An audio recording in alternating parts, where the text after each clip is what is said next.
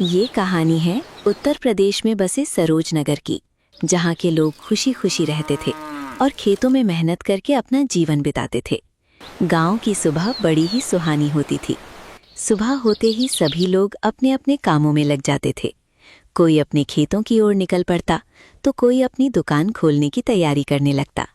पूरे गांव में खुशियों और रौनक का माहौल रहता था। लेकिन इस गांव की सबसे बड़ी पहचान थी मनपसंद बाजार। दूर दूर के गांवों और शहरों से लोग मनपसंद बाजार घूमने आया करते थे। यहाँ कपड़ों से लेकर खिलौनों तक और मसालों से लेकर मिठाइयों तक हर तरह की दुकानें थीं।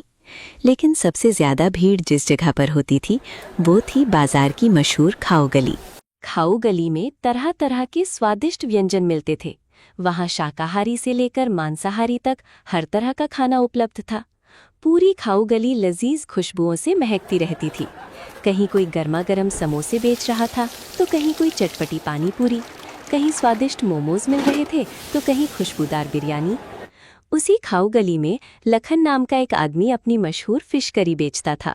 बाजार में आने वाले लोगों की पहली नज़र सबसे पहले उसके ठेले पर ही पड़ती थी, क्योंकि उसकी दुकान पर हर समय ग्राहकों की अच्छी खासी भीड़ लगी रहती थी। दूर दूर से लोग उसकी स्वादिष्ट फिश करी खाने आते थे और बड़े ही चाव से उसका स्वाद लेते थे। लखन भी बड़ा चालाक था। वो रोज अपनी दुकान पर इतनी ज्यादा भीड़ देखकर मन ही मन सोचने लगा और कहता है, उड़ी बाबा, मेरी दुकान पर छप्पर फाड़ कर चल रही है। रोज इतने सारे ग्राहक आ रहे हैं, ये देखकर बड़ा मजा आता है। हर दिन अच्छा खासा मुनाफा भी हो रहा है, लेकिन अब इसे और भी बढ़ाया जाए। मैं एक काम करता हूँ, फिश करी के दाम ही बढ़ा देता हूँ। उसने अपनी फिश करी के दाम बढ़ा दिए। वो हमेशा फिश करी नाप तोल कर ही ग्राहकों को देता था, कभी भी जरा सी भी ज्यादा नहीं देता था। फिर भी लोगों की उसकी फिश करी के लिए दीवानगी जरा भी कम नहीं हुई। हर दिन बड़ी संख्या में ग्राहक उसकी दुकान पर आते और बड़े चाव से उसकी स्वादिष्ट फिश करी का आनंद लेते थे। उसी गांव में कुछ दिन पहले उत्तर प्रदेश के एक शहर सलेमपुर से एक परिवार आकर बसा था। उसी गांव में गिरधर नाम के एक सेठ रहते थे, जो बहुत ही धनवान थे। उन्होंने ही उस परिवार को रहने के लिए अपना एक मकान किराए पर दिया था। उस परिवार में 4 लोग थे, रघु, उसकी पत्नी सीमा और उनके 2 बच्चे। शाम का समय था और परिवार के सभी लोग बिस्तर पर बैठे हुए थे। तभी उनका बेटा कहता है, मम्मी पापा, चलो ना कहीं बाहर घूमने चलते हैं। वैसे भी हम इस गांव में नए हैं, इसी बहाने पूरा गांव भी घूम लेंगे। हाँ जी, हमारा बेटा बिल्कुल सही कह रहा है।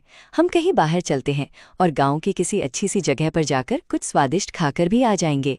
ठीक है, चलो चलते हैं। फिर उनका पूरा परिवार घूमने के लिए निकल जाता है। रास्ते में उन्हें एक आदमी दिखाई देता है। वो उनके पास आता है और कहता है, अरे, आप लोग तो गांव में नए लगते हैं। मैंने आपको पहले कभी नहीं देखा। हाँ भैया जी, हम आज ही इस गांव में आए हैं। शाम का समय था तो सोचा कहीं बाहर घूमने चलें, इसी बहाने गांव भी देख लेंगे। तो क्या आप लोग अभी तक गांव के मनपसंद बाजार की खाऊ गली में गए हैं या नहीं? ये कौन सी जगह है और कहाँ पर है? वहाँ तरह तरह के स्वादिष्ट पकवान मिलते हैं और वहाँ लखन के हाथ की फिश करी तो एकदम कमाल की है। उसका स्वाद चखकर आपको मज़ा ही आ जाएगा। यहाँ से बस सीधे चले जाइए, आपको खाऊ गली दिखाई दे जाएगी। वे सभी भी खाऊ गली पहुंच गए। वहां लखन के ठेले पर बहुत ज्यादा भीड़ लगी हुई थी। ये देखकर वे भी उसकी दुकान के पास गए और कहा, भैया, जरा हम सभी के लिए भी एक एक प्लेट फिश करी लगा दीजिए। लखन उन्हें खाने के लिए 4 प्लेट फिश करी दे देता है। चारों लोग बड़े चाव से फिश करी खाने लगते हैं। फिश करी का चटपटा स्वाद सभी को बहुत पसंद आता है। तभी उनका बेटा कहता है, अंकल जी, जरा थोड़ी सी और ग्रेवी दे दीजिए। लखन भी उन्हें थोड़ी सी ग्रेवी दे देता है और वे सभी पेट भरकर फिश करी खा लेते हैं।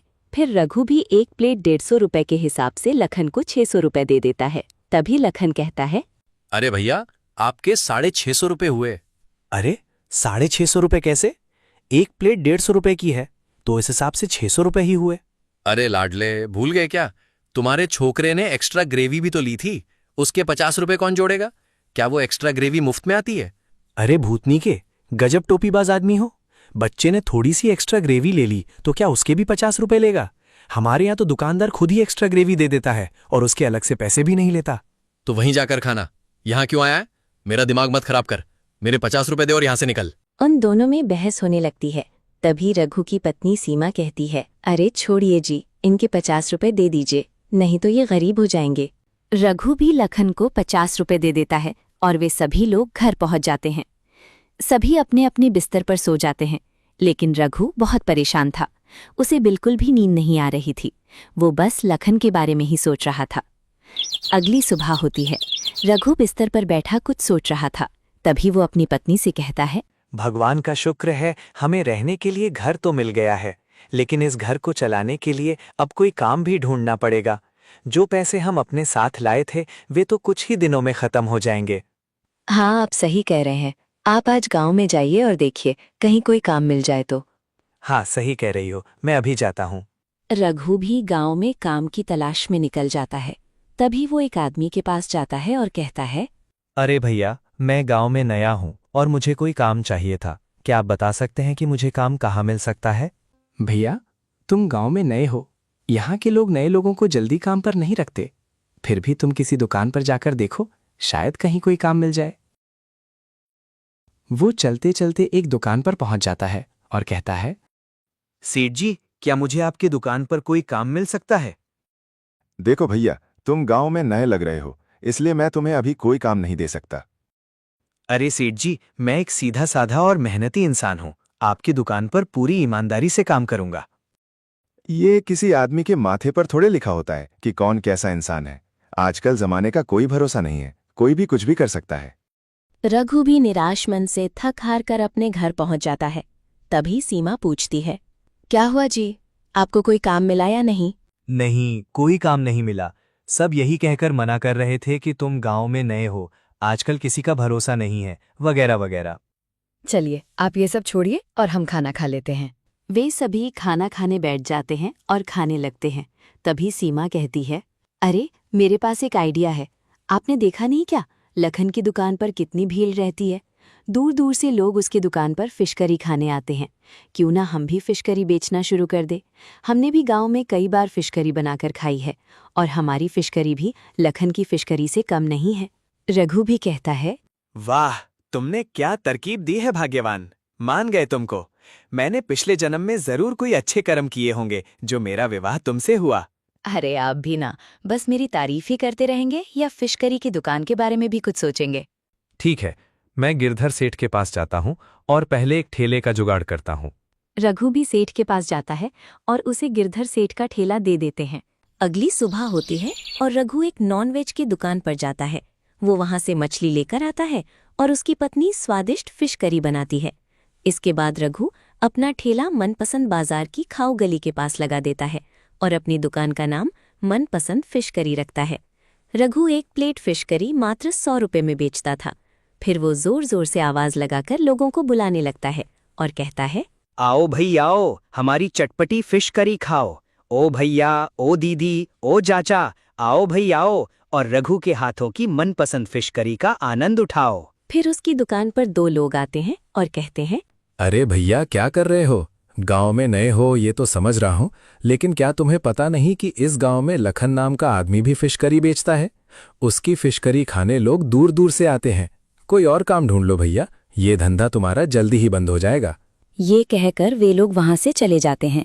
तभी उसकी दुकान पर कुछ लोग आते हैं और कहते हैं, वाह भैया, गांव में फिश करी की नई दुकान। चलो एक एक प्लेट लगा दो, आज इसका स्वाद भी चख लिया जाए। वो उन दोनों को फिश करी दे देता है और वे दोनों बड़े मजे से खाने लगते हैं। तभी रघु कहता है, भाइयों, अगर आपको और ग्रेवी चाहिए तो बेझिझक बताइए। अरे नहीं भैया, नहीं चाहिए। हम जानते हैं तुम भी पैसे लेते समय 100 रुपए की जगह ग्रेवी लेने की वजह से ज्यादा पैसे लोगे।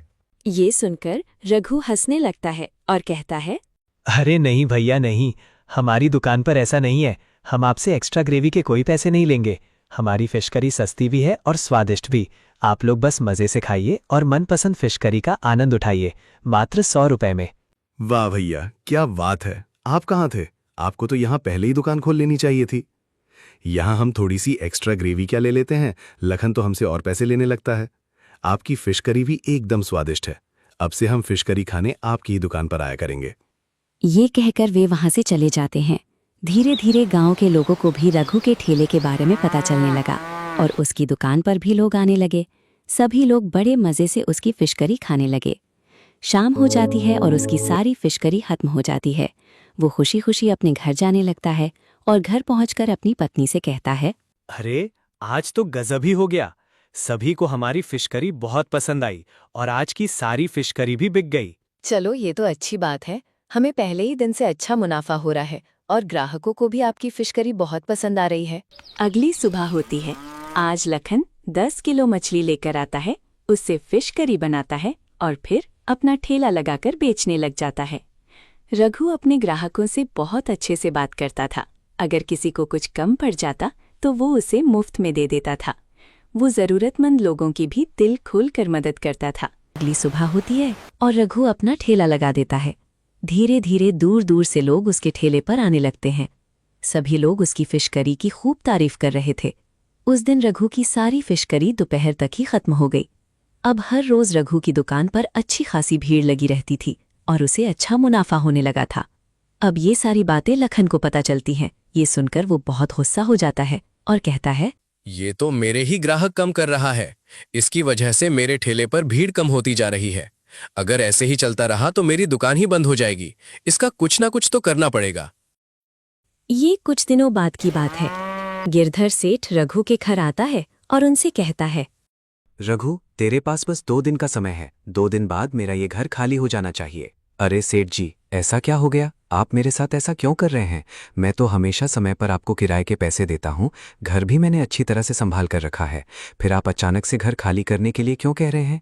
अब तो मेरा धंधा भी यहाँ अच्छा चलने लगा है और मुझे अच्छा मुनाफा होने लगा है।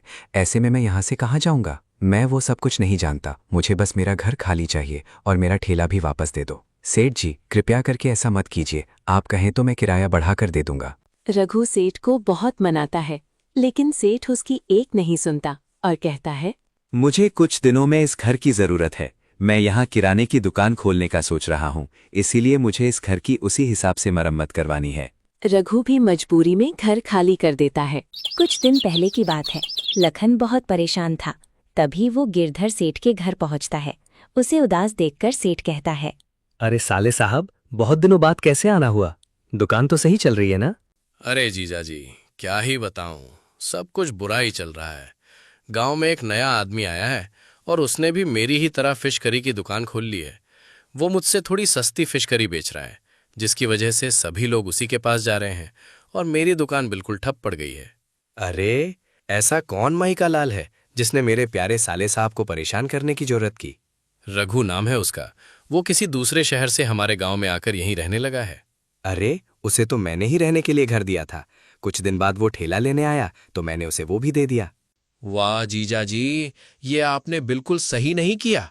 बाहर का कोई आदमी हमारे गांव में आए और अमीर बनने लगे, ये मुझसे बिल्कुल बर्दाश्त नहीं होता। आपने तो मेरा पूरा धंधा ही चौपट कर दिया। अब जल्दी से जल्दी कुछ कीजिए, वरना मैं आपकी बहन को सब बता दूंगा कि आपकी वजह से मेरा धंधा बंद हो गया है। और आपको तो पता ही है वो मुझसे कितना प्यार करती है। ये सब सुनकर सेठ कहता है, अरे साले साहब, आप बहना तक बात क्यों ले जा रहे हो? बस इतनी सी बात है। ये तो ऐसा हो गया मेरी बिल्ली मुझी से म्याऊं। लखन, तुम बिल्कुल चिंता मत करो। मैंने ही उसे रहने के लिए किराए पर मकान और काम करने के लिए ठेला दिया था। मैं उसे घर से भी निकाल दूंगा और ठेला भी वापस ले लूंगा। और तुम तो जानते ही हो गांव में मेरी कितनी ज्यादा पहचान है, मेरे कितने सारे मकान हैं। कोई भी रघु की मदद नहीं करेगा। तुम एकदम आराम से रहो, अब चिंता की कोई बात नहीं है। लखन भी ये सुनकर बहुत खुश हो जाता है और कहता है, ठीक है जीजा जी, धन्यवाद आपका। अब मैं चलता हूँ, बस ये काम जल्दी से जल्दी कर दीजिए। अब हमें वर्तमान का दृश्य दिखाई देता है। रघु का परिवार इधर उधर भटक रहा था, लेकिन कोई भी उन्हें रहने के लिए घर नहीं दे रहा था। तभी वे एक आदमी के घर पहुंचते हैं जिसका नाम संजय था। संजय भी उनसे कहता है, क्या हुआ भैया? आप सब बहुत ज्यादा परेशान लग रहे हैं। क्या बताऊं भैया, हमारा पूरा परिवार बहुत खुश था।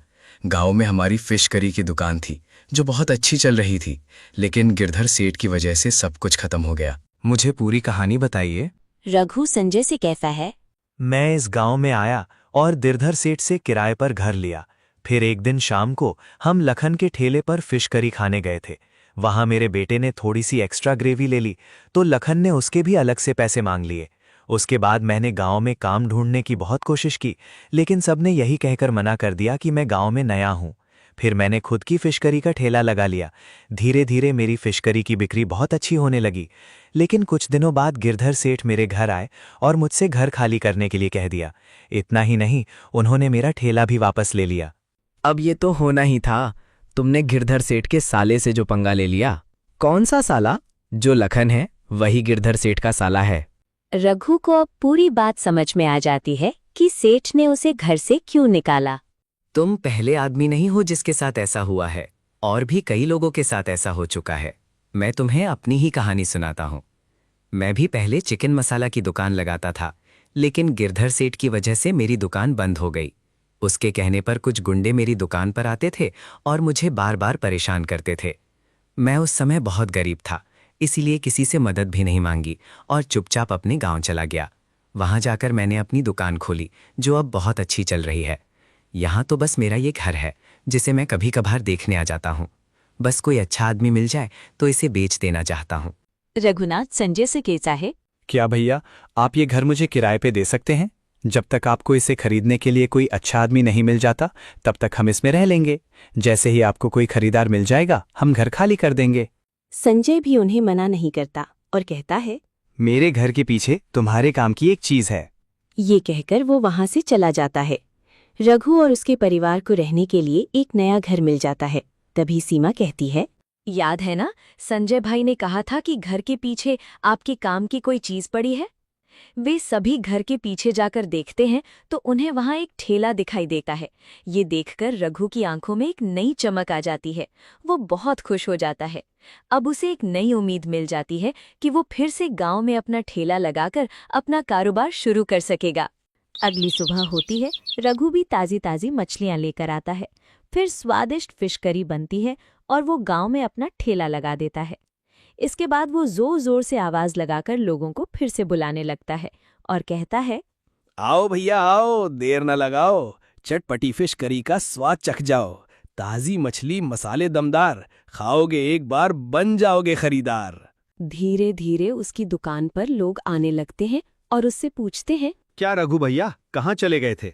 हमें तो बहुत चिंता हो गई थी कि अब फिर से वही लखन की महंगी फिश करी खानी पड़े भी। अरे भैया माफ करना, घर पर कुछ काम था इसलिए कुछ दिनों के लिए नहीं आ पाया।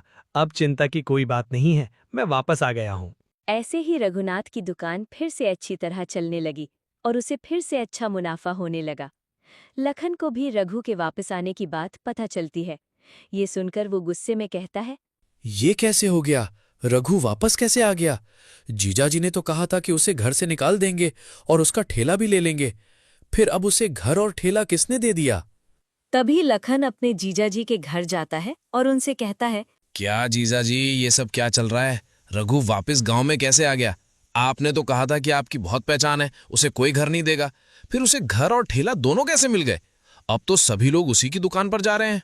अरे समझ नहीं आ रहा कि ये सब क्या हो रहा है। आप चिंता मत कीजिए, कल ही हम उसके ठेले पर जाते हैं और उसे समझाते हैं। अगर वो नहीं माना तो आप हमारे तरीके तो जानते ही हैं। अगली सुबह होती है। रघु भी अपना ठेला लगा देता है। उसकी ठेले पर काफी भीड़ लगी हुई थी और लोग बड़े मजे से उसकी फिश करी खा रहे थे। तभी थोड़ी देर बाद लखन और गिरधर सेठ उसके ठेले पर आते हैं और कहते हैं, क्या रघु, तुझे एक बार में बात समझ नहीं आती क्या? तेरी वजह से मेरा पूरा सिस्टम ही हिल गया है। मेरी दुकान पहले जैसी नहीं चल रही है, तो यहां से चला जा। देख लखन, वास्ता बहुत पुरानी हुई है। अब मेरा तुम्हारे जीजाजी से कोई लेना देना नहीं है। ना ही मैं अब उनके घर में रहता हूं और ना ही उनका ठेला इस्तेमाल कर रहा हूं। मैं यहां से कहीं नहीं जाने वाला। मैं रोज यहीं फिश करी बेचूंगा। तभी गिरधर सेठ भी कहते हैं, ठीक है बेटा, ठीक है, उड़ ले जितना उड़ना है। तेरे पर मैं बहुत जल्द काट दूंगा। अब बेटा तू तैयार रहना। अब तेरे साथ जो जो होगा उसका जिम्मेदार तू खुद ही होगा। दुकान तुम्हारी नहीं चल रही है और सजा मुझे दे रहे हो। मेरी दुकान बंद करवाकर और मेरा घर खाली करवाकर भी तुम्हें चैन नहीं मिला। वाह बेटे, मौज कर दी आपने। लखन और गिरधर सेठ भी वहां से चले जाते हैं। ऐसे ही कुछ दिन बीतते हैं। रघु के ठेले पर हमेशा ग्राहकों की भीड़ लगी रहती थी, जबकि अब लखन के ठेले पर बहुत कम लोग आते थे। तभी एक दिन रघु का बेटा अचानक गायब हो जाता है। सीमा बहुत परेशान हो जाती है। जब शाम को रघु घर पहुंचता है तो वो देखता है कि सीमा और उसकी बेटी जोर जोर से रो रहे हैं। उन्हें देखकर रघु कहता है, अरे क्या हुआ? तुम दोनों रो क्यों रहे हो? हमारा बेटा पता नहीं कहाँ चला गया है, वो कहीं भी नहीं मिल रहा। कब से हम दोनों उसे हर जगह ढूंढ रहे हैं, लेकिन उसका कोई पता ही नहीं चल रहा है। तुम चिंता मत करो, हम पुलिस के पास चलते हैं, वे हमारी जरूर मदद करेंगे। वे पुलिस के पास जाते हैं और उन्हें सारी बात बता देते हैं। तभी पुलिस वाला कहता है, आप लोग चिंता मत कीजिए, हम आपके बच्चे को जल्द ढूंढ निकालेंगे। आपको किसी पर शक है क्या? कुछ दिन पहले लखन और गिरधर सेठ मुझे मेरी दुकान बंद करने की धमकी देकर गए थे। मुझे शक है कि कहीं मेरे बेटे का अपहरण भी उन्हीं लोगों ने तो नहीं किया। कृपया उन्हें पुलिस स्टेशन बुलाइए और उनसे इस बारे में पूछताछ कीजिए। हम सिर्फ आपके शक के आधार पर ऐसा कुछ नहीं कर सकते। उसके लिए पहले हमें कुछ सबूत चाहिए होंगे। एक काम कीजिए, आप सब घर जाइए और पहले की तरह ही सब कुछ सामान्य रखिए। रोज की तरह अपनी दुकान भी लगाइए। किसी को भी पता नहीं चलना चाहिए कि आप मेरे पास आए थे। रघु भी बहुत हिम्मत करके अपने चेहरे की उदासी और चिंता को छिपाकर अपनी दुकान लगा देता है। उसके ठेले पर काफी लोग आ रहे थे और सभी बड़े मजे से फिश करी खा रहे थे, लेकिन रघु मन ही मन अपने बेटे के बारे में ही सोच रहा था। शाम हो जाती है। तभी हमें दिखाई देता है कि लखन और उसका जीजा जी गांव के बाहर बनी एक सुनसान झोपड़ी की ओर जा रहे हैं। उनके पीछे पीछे पुलिस भी चुपचाप उनका पीछा कर रही थी। झोपड़ी के अंदर रघु का बेटा बंधा हुआ बैठा था। ये सब पुलिस दरवाजे से देख लेती है। तभी पुलिस अंदर घुसती है और कहती है, आखिर मिल ही गए तुम लोग। रघु का शक बिल्कुल सही था। अब तक बहुत भाग लिए, अब थोड़ा जेल की हवा भी खा लो। तभी पुलिस के बुलाने पर रघुनाथ और उसकी पत्नी भी पुलिस स्टेशन पहुंचते हैं। वहां अपने बेटे को सुरक्षित देखकर दोनों की खुशी का ठिकाना नहीं रहता। तभी लखन हाथ जोड़कर माफी मांगते हुए कहता है, मुझे माफ कर दीजिए, मैं पैसों के लालच में अंधा हो गया था। जब मेरी दुकान पर लोगों का आना कम हो गया तो मुझसे बहुत बड़ी गलती हो गई। गिरधर सेठ भी हाथ जोड़कर उनसे माफी मांगते हैं। रघुनाथ भी कहता है, हमसे जलने वाले भी कमाल के हैं, खुद जलते हैं और बोलते हैं कि गर्मी है। मेरे बेटे का तुमने अपहरण किया था, इसकी सजा तो अब पुलिस ही देगी। पुलिस लखन और गिरधर सेठ को जेल में डाल देती है। रघुनाथ पुलिस का धन्यवाद करता है। तभी पुलिस कहती है, ये सब आपकी हिम्मत की वजह से ही हो पाया। आपने किसी को भी इस बात का पता नहीं चलने दिया। आपने अपने चेहरे की उदासी और चिंता को भी छिपा कर रखा। इसलिए लखन और उसका जीजा पूरी तरह बेफिक्र हो गए। इसी का फायदा उठाकर मैंने आसानी से उनका पीछा किया और आपका बेटा हमें सुरक्षित मिल गया। रघुनाथ और उसका पूरा परिवार अपने घर वापस आ जाता है। अगले दिन रघुनाथ फिर से अपनी चटपटी फिश करी का ठेला लगाता है। धीरे धीरे उसकी दुकान पर ग्राहकों की भीड़ लगने लगती है। सभी लोग गर्मा गर्म चटपटी फिश करी का बड़े मजे से आनंद लेते हैं।